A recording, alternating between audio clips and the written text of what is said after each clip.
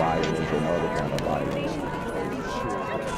Guess what? I could be at work, at school, in my car, and I can still get shot by the police. But I can get shot anywhere. So it is what it is.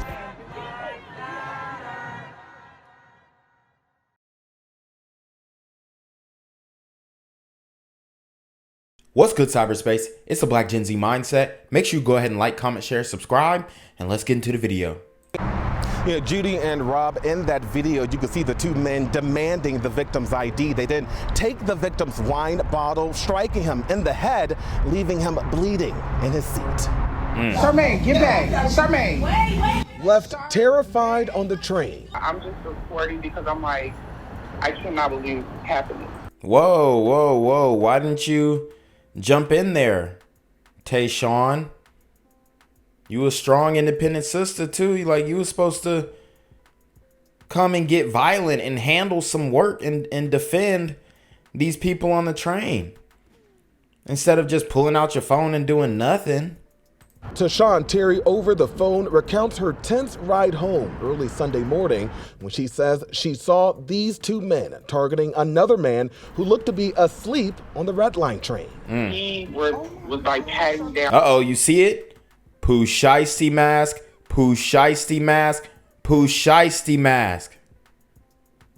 These super Pooh Shiesty mask wearing gremlins are on demon time. On his pocket. So the man ended up waking up and they tried to do what is called running his pockets while he was asleep. And they, woke him up. And now he is upset, obviously, and rightfully so. But it's like, you can't get caught slipping on public transportation in these Democratic run cities. You're going to take the L because these super gremlins have no chill. There is literally a camera up here in this, at the top of my screen here where you can see my mouse. There's a camera up here. They don't care. They don't care. And he looked at him and they were having a little stare off. Let me see your ID, bro. Terry started recording when the two began demanding the man's ID before one of the men is seen grabbing the man's wine bottle. Oh my! Wow. He really hit him with his own wine bottle. That's crazy. Run it back. God! And oh my God! Grabbing the man's wine bottle. Oh my God! And striking him in the head. Stopped the video before the impact. When I seen the blood, I instantly felt so bad. Felt bad? Why didn't you apply pressure to the wound? Do something. She didn't do anything but pull out her man. So I instantly, when the train stopped, I stopped the video and I ran upstairs to look for the operators. There were no operators. There were no security. There were literally no one. Terry says the suspects also got off at the 95th Street stop. They told us, they said, that's how you rob a person. We do this all the time. Wow. So they admitted to the crime. He said, that's how you rob a person. We do this all the time. These super gremlins have no chill. And they have just unleashed the purge law in Chicago. It's going to get a lot worse than this, y'all. A lot worse. These super gremlins are on demon time. The assault comes as CTA and Chicago police have pledged more patrols on the city's Red Line. This as the transportation agency today touted a boost in ridership, rising above 900,000 riders weekly for the first time since before the pandemic. Though that increase coming as concerns about safety on the CTA also continue to climb. I just feel like, why do you guys not have security to make your passengers feel safe? Because y'all defunded the police. Isn't it funny? You got the same sisters who was chanting defund the police, wondering why there's no police on the trains. It's ridiculous. They can't even see. They can't even see past themselves. Yeah, that's just how I feel. It's just really sad. In a statement from the CTA, officials say, quote, with regards to the use of K-9 security teams, there are currently 24 teams scheduled to patrol CTA properties at any given time, which complement more than 300 unarmed guards. They went on to say that it's impossible to have officers on every bus and I ain't gonna lie, my man's shape up is crispy. train in the city. This as Chicago police are still And the waves swimming. searching for the two suspects. I'm here on the corner of MLK and Frederick Douglass, where a shooting just took place. And as you can see, it's a pretty rough area. So I'm basically risking my life reporting on this madness. So make sure you do me a favor and hit the subscribe button. Like the video, hell, share the video. And make sure you go ahead and leave a comment down in the comments section to continue the discussion on how we can find solutions to all this son violence in the streets. I'm Janquavius Jackson, here live, reporting from Atlanta, Georgia, BGZM News 17. A suburban family rallies around a 3-year-old boy at Lurie Children's Hospital. The boy's grandfather spoke with ABC7 this afternoon. Full of energy, wants to do everything, loves his dad, and he's just a bundle of joy. Yesterday afternoon, Chicago Fire Department divers pulled the boy from Lake Michigan near the north end of Navy Pier. Sources tell ABC7 a relative with the boy was seen pushing the child into the water. Wow. It be your own people. And from my understanding, it was his aunt. These women are not playing. These women are infanticidal. They believe in abortions even up to 3 years old. I'm telling you that right now. Now, the family is focused on the boy's health, asking for privacy and prayer. We just need a lot of prayer right now. You know, everybody's prayer helps.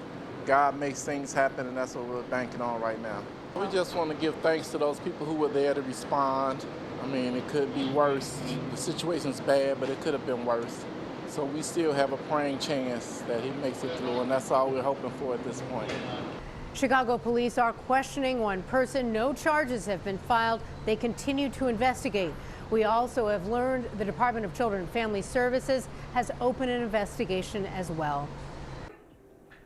Hey, if you like that video. Chico. Tanya and Trell, good morning. That news conference with Chicago police set to get underway any moment now here at Kingdom Word Church on the south side. And Trell, like you mentioned, Chicago police may provide an update into the death of little 3-year-old Josiah Brown. Now, Brown's family told ABC7 that the 3-year-old died Sunday morning, 1 week after his aunt allegedly pushed him into Lake Michigan from the north side of Navy Pier. 34-year-old Victoria Moreno, Brown's aunt, faces attempted murder and aggravated battery charges in connection. Victoria Moreno. And, you know, it doesn't look like she is a Moreno Brujia Gremlin, but she is a Brujia Gremlina nonetheless. And I don't know what her motives were to push this young boy, this toddler, into the water. But this is a sick, demented, evil, wicked woman. And it seems like the states are just churning a lot of them out. A lot. It's like week after week, you see these women. This ain't even your child. So you have these women talking about, oh, well, if she could get an abortion, she wouldn't, maybe take the child out later on and whatnot. This is an excuse to justify the abortion. But I think abortion opens the gateway up for things like this. This ain't even your child, and you're pushing him into the pier.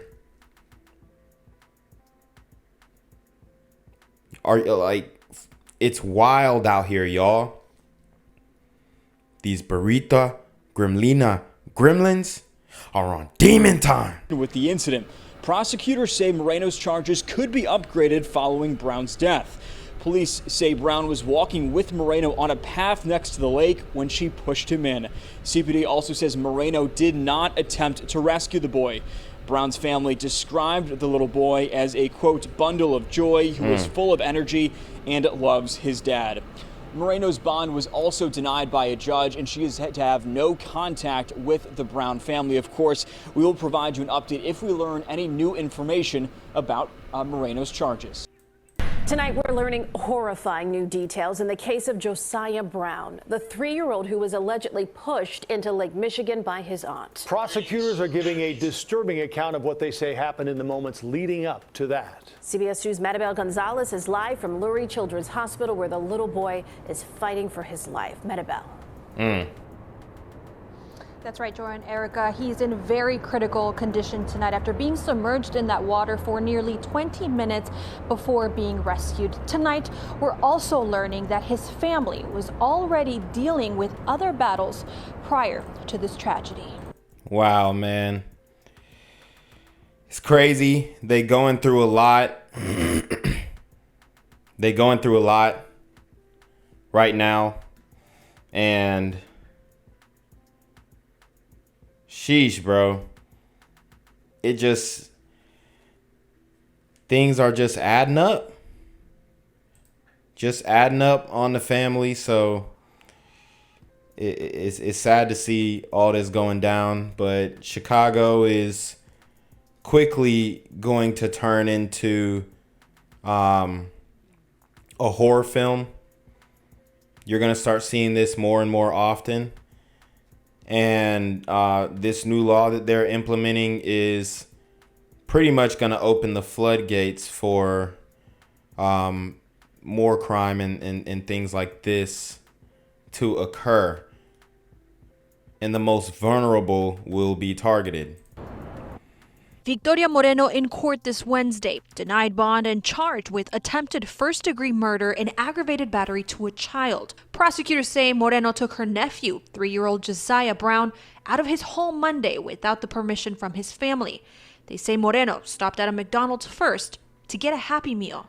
Then prosecutors say Moreno walked Josiah to the road near the water behind Navy Pier. As he got near the edge of the pier, prosecutors say Moreno pushed him with both hands in the water. We looked at what she was looking at and we saw a little boy floating on his back. CBS 2 spoke with witness Ashton King Tuesday. She shared this photo of Moreno standing by police as they tried to rescue the little boy. Wow. So she was right there the whole time. That's like when they steal something from you and help you look for it. This woman she a demon for real. And she got a little smirk on her face too.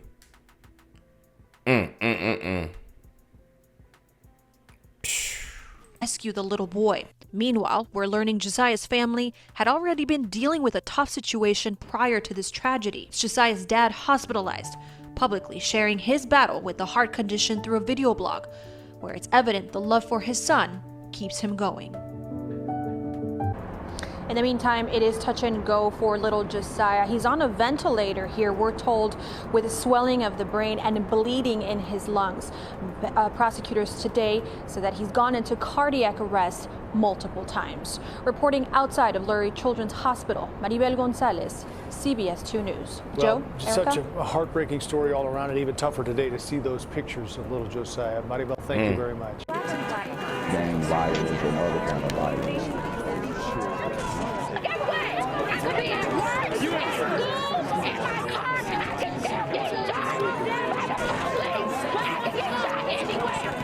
So it is what it is.